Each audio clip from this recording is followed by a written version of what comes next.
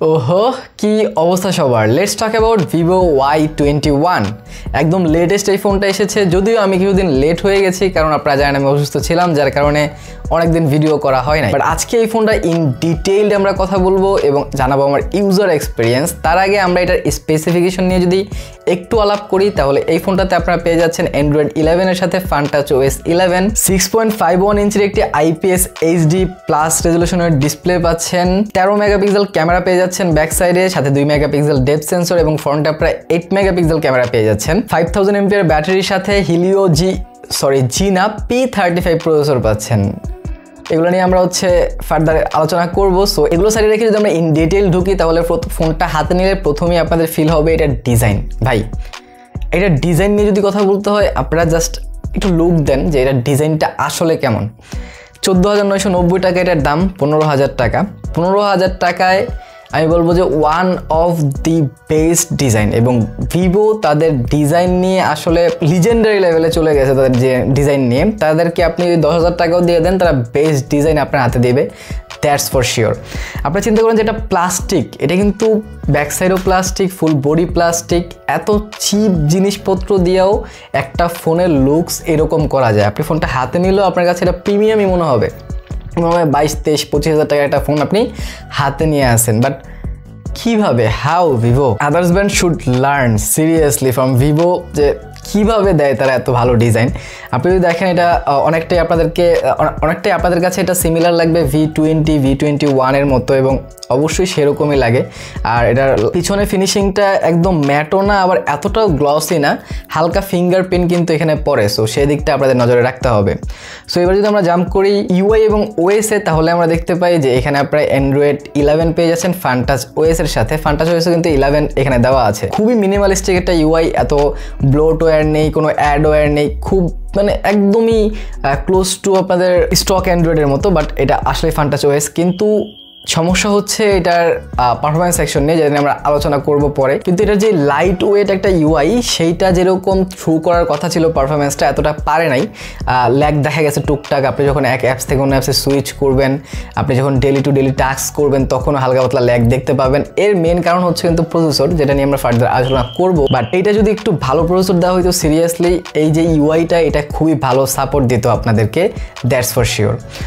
যদি ডিসপ্লে সেকশনে আসি, তাহলে ডিসপ্লে সেকশনে এখানে আমরা 6.51 ইঞ্চির একটি HD plus IPS LCD screen পাচ্ছেন। নর্মালি যদি স্ক্রিনটা আপনারা দেখেন, ইনডোরে খুব ভালো দেখা যাচ্ছিল, ব্রাইট এনাফ, 270 PPI পেয়ে যাচ্ছেন এখানে। আরেকটু বেশি হলেও অবশ্যই ভালো হতো, বাট আই থিঙ্ক দিটস গুড। আপনি যদি কালার অ্যাকুরেসি দেখেন, আপনারা যদি মিডিয়া কন্টেন্ট করেন, ইউটিউবিং করেন, এটা নিয়ে আপনাদের কোনো প্রবলেমই হবে না, নট এট অল। বাট অবশ্যই আপনাদের সানলাইটে একটু স্ট্রাগল করতে হবে, সেই দিকটা কিন্তু আপনাদের নজরে রাখতে হবে। আমার কাছে ডিসপ্লে এটা পছন্দ হয়েছে, এবং স্ক্রিন টু বডি রেশিও মোটামুটি ভালো। আর চিন এরিয়াটা হয়তো একটু বেশি হয়ে গেছে আমার কাছে মনে হয়, আর একটু কম হলে ভালো হতো, বাট গুড এনাফ। সো এবার যদি আমরা পোর্টস অ্যান্ড বাটন নিয়ে কথা বলি, তাহলে নিচের সাইডে আপনারা পেয়ে যাচ্ছেন একটি স্পিকার গ্রিল, একটি Type-C পোর্ট, একটি মাইক্রোফোন অ্যান্ড একটা হেডফোন জ্যাক। হেডফোন জ্যাক অনেক ইম্পর্টেন্ট। লেফট সাইড পুরোটা ক্লিন পাচ্ছেন, এবং রাইট সাইডে volume rocker plus power button, এবং পাওয়ার বাটনে ইন্টিগ্রেট করা দেওয়া হয়েছে ফিঙ্গারপ্রিন্ট সেন্সর। ফিঙ্গারপ্রিন্ট সেন্সরটা কোয়াইট গুড ছিল, ফাস্ট ছিল। এটা নিয়ে এটা ডিসেন্ট ফাস্ট ছিল, খুব ভালোই রিচ করছিল, আমার আঙুলটাও খুব ভালোভাবে রিচ করতে পারে এখানে, এবং দেওয়া মাত্রই খুলে যাচ্ছিল। সো আমি এখানে কোনো কমপ্লেন করবো না, খুব ভালো ফাস্টলি খুলছিল। এই প্রাইস অনুযায়ী ডিসেন্ট ফাস্ট আমি বলবো। বাট এটার পজিশনটা নিয়ে আমি একটু হতাশ হয়েছি, কারণ আসলে আমি যখনই এখানে আঙুলটা দেই, আমার আঙুলটা ঠিক পাওয়ার বাটন অ্যান্ড ভলিউম বাটনের মাঝখানে গিয়ে পড়ে। সো অনেক সময় ভলিউমের নিচের বাটনটা ক্লিক লেগে যাচ্ছিল। আর যেহেতু এটা একদম সমান করে দেওয়া অলমোস্ট, তাই বোঝা যায় না যে আসলে এইখানে হয়তো পাওয়ার বাটন আছে। সো এইটা অ্যাডপ্ট করতে আপনাদের কিছুদিন সময় লাগবে। আই থিঙ্ক আমার একটু সমস্যা হয়েছে, যার কারণে আমি আপনাদেরকে জানাই দিলাম আর কি। টপ সাইডে আপনারা পেয়ে যাচ্ছেন সিম ট্রে, এবং যেখানে আপনারা দুটো সিম কার্ডের পাশাপাশি একটি মেমোরি কার্ড ইউজ করতে পারবেন, which is great I think. যদি ফোনটা আপনি হাতে নেন, আপনি আরেকটা জিনিস লক্ষ্য করবেন যে এটা অনেক স্লিম একটা ফোন অ্যান্ড অনেক লাইট ওয়েট। আপনি হাতে নিলে মনে হবে যে আসলে আমার মনে হয় যে এটা 160 থেকে 65 গ্রাম হবে। লেটস ওয়েট, দেখি আসলে এটা কত গ্রাম। ওয়াও, 181 গ্রাম। সিরিয়াসলি এতটা ফিল হয় না। ওয়েট ম্যানেজমেন্ট এটা খুবই ভালো করেছে, যার কারণে আমার কাছে 65-70-এর কাছাকাছি মনে হয়, এর চেয়ে বেশি মনে হয় না আসলে হাতে। বাট এটা 181 গ্রাম ওজন। সো ওই দিক থেকে যদি আপনারা চিন্তা করেন আমার কাছে কিন্তু ভালো লেগেছে। বাট এখন আমরা চলে আসবো যে ভালো না লাগার বিষয়ে। ভালো না লাগার বিষয়ে প্রথমে আপনাদের ক্যামেরাতে চলে আসতে হবে। 15,000 টাকায় আপনার একটা ফোনে যেখানে আপনারা 13 মেগাপিক্সেল ক্যামেরা পাচ্ছেন, তার সাথে ফ্রন্টে আপনারা 8 মেগাপিক্সেল ক্যামেরা পেয়ে যাচ্ছেন। যদি ব্যাক সাইডের কথা বলি তাহলে 13 মেগাপিক্সেল দিয়ে ডে লাইটে এবং সুন্দর লাইটিং কন্ডিশনে মোটামুটি ভালো ছবি চলে আসছিল, আপনাদেরকে হতাশ করবে না। বাট ইনডোর এবং লো লাইটের এটা খুবই স্ট্রাগল করে, এই ফোনটা অনেক স্ট্রাগল করে। আমি কিছু ছবি আপনাদেরকে দিয়ে দিচ্ছি, আপনারা নিজেরাই দেখে ডিসাইড করে নিতে পারেন। ফ্রন্টে আপনারা পেয়ে যাচ্ছেন 8 মেগাপিক্সেল সেলফি ক্যামেরা, যেটা দিয়ে মোটামুটি ডিসেন্ট ছবি আসছিল, মানে এতটা খারাপ বলবো না আবার এতটাও ভালো লেভেলের ছবিও না। বাট ভিভোর যে প্রসেসিং যেই ফিল্টার তারা ইউজ করে সব কিছু মিলিয়ে আসলে সেলফিগুলো আপনাদের কাছে ভালো লাগবে, মানে ভালোই উঠে সেলফিগুলো আসলে। বাট এই ফোনটাতে সবচাইতে ডিসঅ্যাপয়েন্ট হয়েছি আমি এটার পারফরমেন্স সেকশনে। সিরিয়াসলি হিলিও P35 15,000 টাকায় এই যুগে ভাই কে দেয়?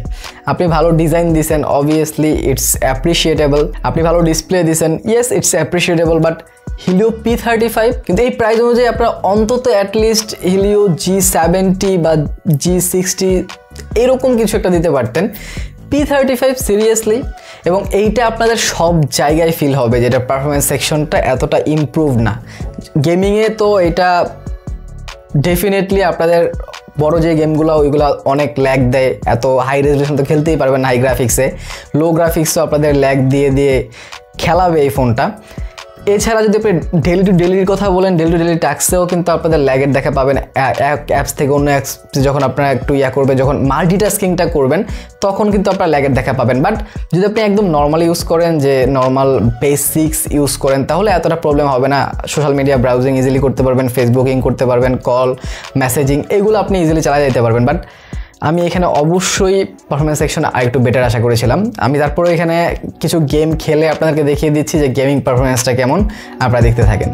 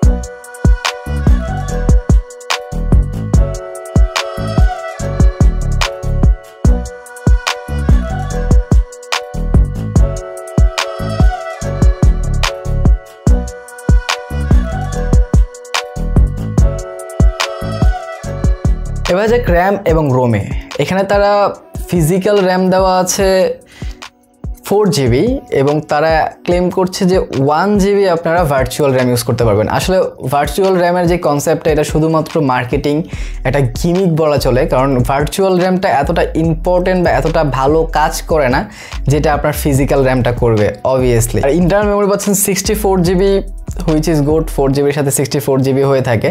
সো ওভারঅল এই ছিল ফোনের পুরো কাহিনী। সো এবার যদি আমি ইউজার এক্সপিরিয়েন্সে আসি তাহলে এটা খুব ওকে ইউজার এক্সপিরিয়েন্স ছিল।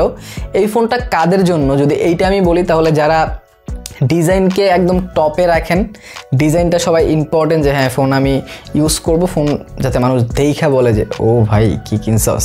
সো এইরকম যদি হয় তাহলে তাদের কাতারে এটা শীর্ষে থাকবে। দেন হচ্ছে যারা একদম বেসিক্স ডেলি টু ডেলি টাস্কগুলো ইউজ করে, লাইক ফেসবুকিং, ব্রাউজিং, ইউটিউবিং, এইগুলোর জন্য একটা ফোন দরকার, তাদের জন্য it's good. But rough user, gamer, তাদের জন্য এই ফোনটা মানে দরকার নাই ভাই, মানে দরকারই নাই। এই প্রাইসে হিলিও G85, যদি এটার কিছু কম্পিটিশনের কথা বলি তাহলে আমি আপনাদেরকে ডিরেক্টলি বলি অপ্পো A16 এটা ডিরেক্ট কম্পিটিশনে আসে, রিয়েলমির C25s এটা ডিরেক্ট কম্পিটিশনে আসে। সো আপনারা যদি চান যে